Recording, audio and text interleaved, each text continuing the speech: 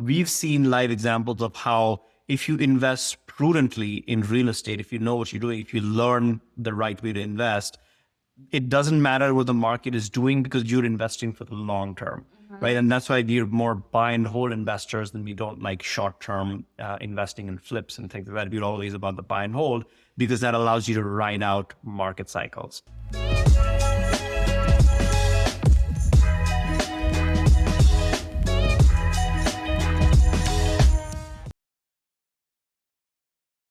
So today we're talking about how to deal with naysayers. And there's always going to be people around us who are not going to like whatever we are deciding to do. As long as you're following the traditional path, you're following all the rules, nobody's going to question anything. As soon as you start thinking for yourself, you're going to run into people who are naysayers, who are going to question everything you're doing, who are going to be critical about it.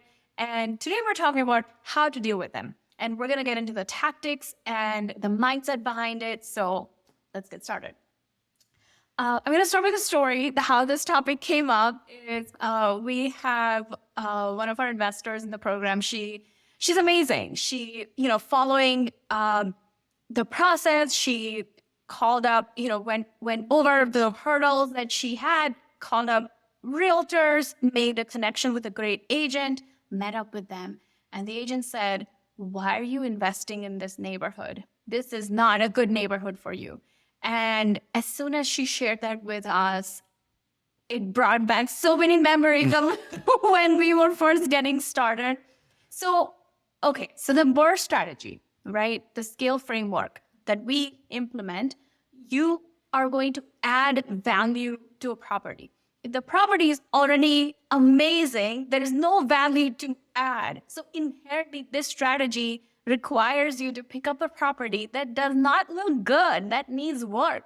And so whenever I found myself going to look at distressed properties in the beginning, I had to be very careful about who I was taking advice from. Yes. Because I've had multiple agents say things like, "What are you doing in this neighborhood? This isn't the right neighborhood for you," because distressed properties inherently are in neighborhoods where there's a lot of blight. And when there is a lot of blight, there is some level of discomfort from agents who are used to only showing properties in the A neighborhood. So I ran into this all the time where agents will say, "What are you doing in this neighborhood?" And I realized that it's not that the strategy was wrong or I was doing something wrong. It's that I was talking to the wrong person.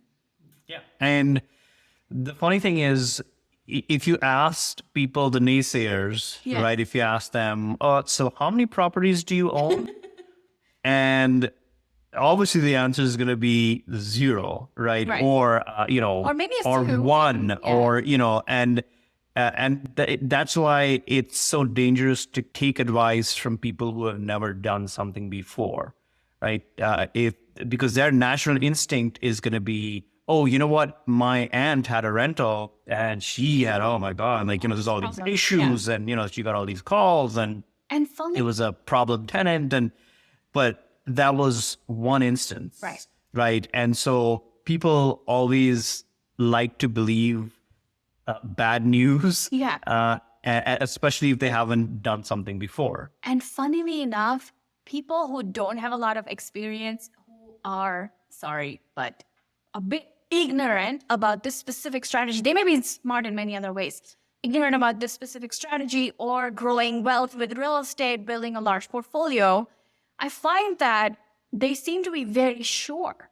And people who are really successful are actually more open to other ideas. So if you find an investor who is extremely successful and you tell them that you're doing something different than what they're doing, they may be more open to it. They're like, "You know what? Yeah, I've seen other people succeed at that and do it this way. And I know such and such person who has a large portfolio with that strategy." But if you ask someone who's never built wealth, never built a large portfolio with real estate, they seem very sure about what they believe in. Yes.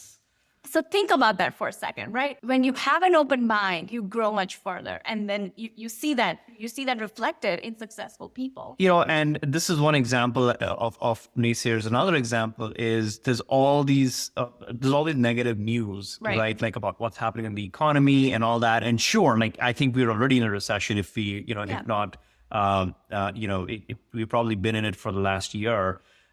And there's definitely a lot of negative news about this, right? And so unfortunately, what happens is that all the negative news goes to the top and gets the most eyeballs and views. Yeah. And so most sources, news sources that I listen to, all they're talking about is how everything's going to crash. This is the end of the world, and all that, right? And that can be very discouraging as a new investor. You're like, wait, is this not the right time to invest? And I can tell you, we've talked about this before, and we were, ironically, this is the same question that we were asking ourselves as new investors back when we started investing in 2014, 2015.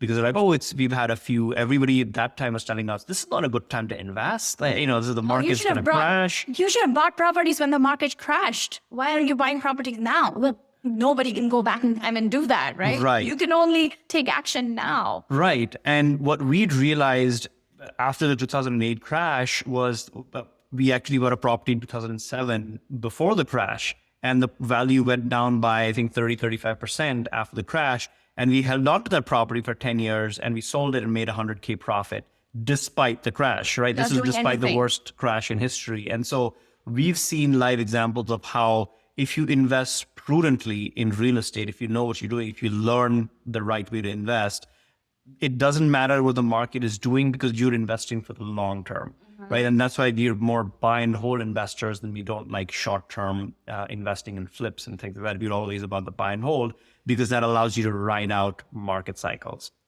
So where I was going with that was that, there's all this negative news on social media, but really what has helped us build wealth is books and resources that teach you how to build wealth. Like I think the big one when we first started was Rich Dad Poor Dad. That really motivated us. And there's so many other books like that out there about the business. Think and Grow Rich. Think and Grow Rich. Good one. And these are all timeless books, and they'll never tell you to time the market, and they'll never teach you when is the right time to invest because there's no such thing. You're always building your skills and you're always investing. You just need to adjust to what the market is doing as an investor, but you're always investing. If I had heard all these naysayers and all the negative stuff that all the sources that only talk about the negative stuff, I would not have grown our portfolio. We would not have grown our portfolio. The way you can truly build wealth is by taking timeless advice from resources that not just show you a problem, but also show you how to overcome that problem. Somebody who's playing in that arena, yes. right? Somebody who's in the trenches. Like, don't take advice from people who are not doing what you want to do. That makes no sense. Yep. People who used to tell us, this is not the time to invest. You should have invested when the market crashed because this property was 35% less, 50% less than what you're buying it for right now. Those people have still not invested. Yes. Meanwhile, we're continuing to build our portfolio with hundreds of people do that in the meantime. So, by the way, speaking of books, if you guys haven't already, please go and check out our book. We've poured a lot of value in it. It's called Accelerate Your Real Estate. It's on Amazon, and there are some amazing reviews. Check it out. If you've read it already, please leave us a review. We would love to know what was most helpful. It really gets us excited. All right, so second piece is the reason I think we really take it to heart when naysayers derail us is because we have doubts ourselves. Yes. Right? Yes. If I'm trying to do something big, I'm already uncomfortable, I'm already scared. Now somebody comes along and they're like, what are you talking about? Why would you do that? Such and such, and you're like, oh, maybe all my fears are accurate. Yeah. And you were, before we started recording, you were telling me the story of how when you were growing up, there were naysayers stopping you from starting a business.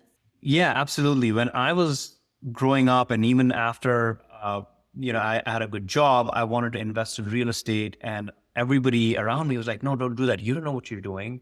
You'll make a mistake and, you lose money. And when we started doing real estate full time and Palak quit her job and then I quit my job, people were like, why were you doing this? That's too big of a risk. Don't do this. Mm-hmm. It's because if I took advice from 90% of the people in this world, I would be where 90% of the people are in this world, right? Because majority of the people in this world are risk averse. Mm-hmm. They don't want to take risk. And I think as a result, a lot of us stay where they are, right? Like a lot of people stay where they are and they're limited in their growth potential because they don't want to go outside their comfort zone and do things that that are new or that have some sort of risk associated with it. So what we really learned was how to take calculated risks, right? And there's absolutely a way to do that. There's ways that you can invest. You just need to educate yourself. You need to acquire the skills. And the risk level is not determined by as much the opportunity. Sure, the opportunity may be risky, but the opportunity carries a lot more risk if you have zero skills. But the opportunity is a lot less risky if you are really know what you're doing, if you understand the numbers and as an investor, if you have an exit strategy, if you have good process, if you run it like a business. Right. And if you are getting bothered by naysayers, if something bothers you when someone stops you, if something triggers you, if you heard one of our previous episodes, I was getting really triggered because we were talking about corporate. And you know when I'm triggered, when my voice becomes very shrill, like as if I've had like 5 cups of coffee, I'm like getting really excited about it. If something triggers you, sit with it and get curious. Instead of moving past that or changing course, get curious about why that makes you uncomfortable. Why is that particular person being a naysayer making you uncomfortable? Because oftentimes it's something that we need to work on within ourselves. And we cannot know that unless we spend time letting that just come up. And a lot of us don't do that because it's much easier to just move on with life than to actually deal with whatever's making us uncomfortable. So if somebody telling you that you're not on the right path is making you uncomfortable, is making you question your path, sit with it and figure out why that is happening. And we were just talking about that the other day, that a lot of folks, well-meaning parents, raise kids to be risk averse. Don't climb that tree, you're going to fall. Get off of that chair, you're going to get hurt. Don't touch that knife, whatever that is. Well-intentioned parents turn us by trying to stop us from getting hurt or going down a path that is inconvenient or uncomfortable for them because they don't know how to protect us on those paths, make us risk averse. So some of this, when a naysayer comes into your world and starts derailing you, and that's not necessarily always a friend or a relative or family member, it could also be a realtor, a mortgage broker. It's somebody even within this industry because they're not familiar with it or they have a different thing in mind. It's oftentimes bothering us because it's something that we need to work on. And so think about why something that you were so sure about, just because someone came around and said something negative about it, why are you questioning your own path? What is it that you need to work on? Yeah. And how do you build that belief in yourself, right? Investing or building a business is hard enough in itself. But if you also then add your self-doubt on top of it, it becomes even harder. So, what has worked for me, for instance, in overcoming self-doubt and believing more in myself is one is, of course, like, learning and becoming, gathering the skills and educating myself on the process and what it takes, but also telling myself every day. And we do affirmations in the morning every day. And we do it with our kids as well. When we're driving them to school or we're dropping them off to camp every morning, all 4 of us have to do our affirmations, and it's so much fun. We say, look, I'm going to have a great day today. I'm going to learn something new, and I'm going to, do the things that I set out to do for myself. And even if I fail at something, even if there's something wrong, that's fine. I'll take it in my stride. I will learn from it, and I'm going to achieve what I want to achieve in the next few years. And we do this every other week, and our kids do the same exercise. And they, their affirmations are like, I'm going to make new friends today, and I'm going to fail at something. And we try to inculcate this in them as well. Like it's good to fail, because we're always taught if you fail at something, that's not good. No, that's the best way to learn. Yeah. And you are going to fail as an investor, and it's good to know that going in, because the first failure you hit, or the first roadblock you hit, you don't give up, because it's all about pushing through that.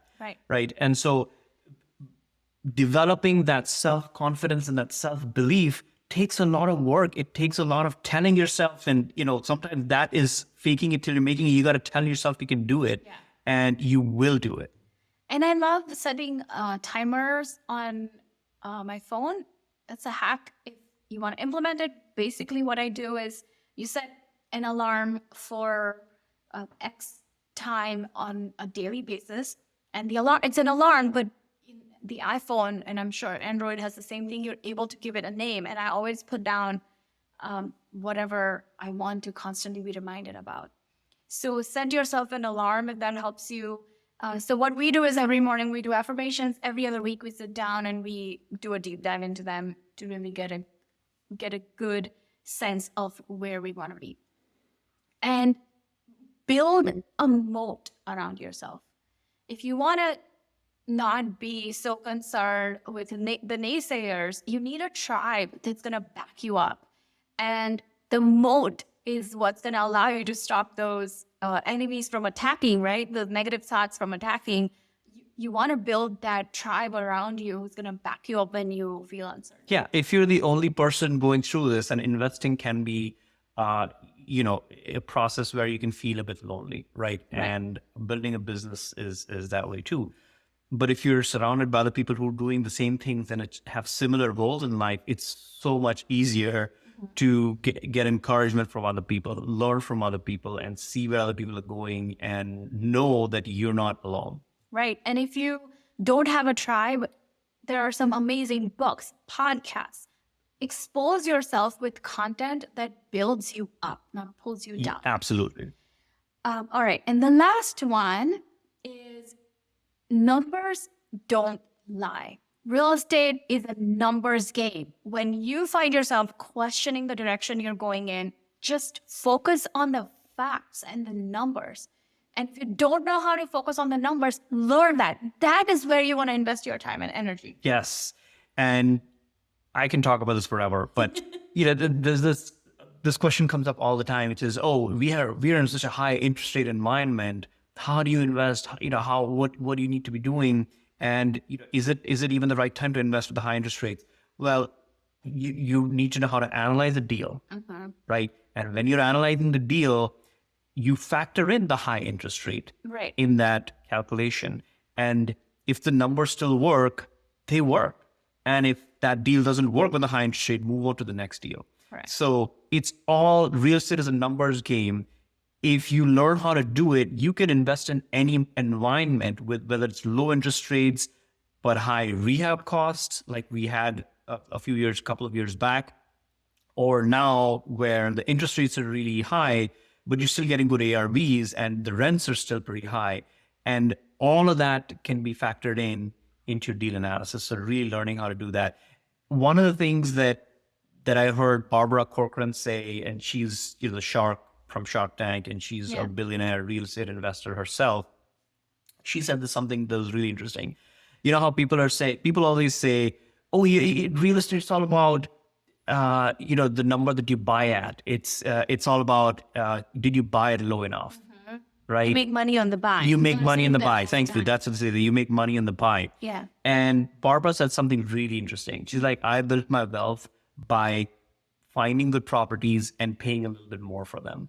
And she's like, I wouldn't mind paying 5 or 10K more because I knew it was a good property. I'm like, that is incredible. That's amazing. Because the thing is that when you're investing for the long term, and we've done this calculation so many times on every single family home that we buy and that we, rehab and we refinance and we rent it out, is that in the next 10 years, conservatively, a single family home is going to make us about 100K through cash flow, through appreciation, through debt pay down, and the taxes that we'll save on, right? And that doesn't even include the forced appreciation. And that doesn't include the forced appreciation, exactly. And so when I think about that, so if I pay 10K more for the property, I'm still going to make 100K in the next 10 years. If I give 15K more for property, I'm still making 100K in the next 10 years. So that's just to put in perspective how powerful buy and hold investing is. And if you know how to do your numbers, if the property that you buy cash flows, that's how you build and scale. Right. And the deal analysis numbers will tell you that. Right. You don't need to listen to naysayers to tell you whether the deal is going to work or not. I love that. And when people say that you make your money on the buy, they're looking at short term, because that few $1,000s that you're going to save by getting the property for the right price, that's only applicable if you're not holding it for 10 years, right? It's only applicable for the next few years. And like you said, if we're going to make 100K 10 years, who cares if you pay a few more? For Absolutely. And by the way, and just to clarify, I'm not saying you should pay more for your properties. Yes. In fact, the reason we do the BRRRR strategy is because it allows us to buy properties at 40, 50 cents in the dollar. Right. But if you know your numbers, if you know what you're doing, that's how you overcome. You just drown out all the noise, focus on the numbers. Correct. The only reason we're saying that you make money on the buy doesn't apply because we understand how the numbers work long term. So don't lose sight of the numbers, and the numbers don't lie. So to summarize, 3 ways to deal with naysayers. Number 1, be careful about who you're taking advice from. Who's that naysayer? Second, believe in yourself and your own path and stay in your lane. And if you're not, work on why that's bothering you and work on building up that self-confidence. And number 3, focus on the numbers. The numbers don't lie. All right, so hope you enjoyed that. Please leave us a review wherever you're watching this, listening to this, and tell us your biggest takeaway. We'll see you next time. Thank you so much. Bye now.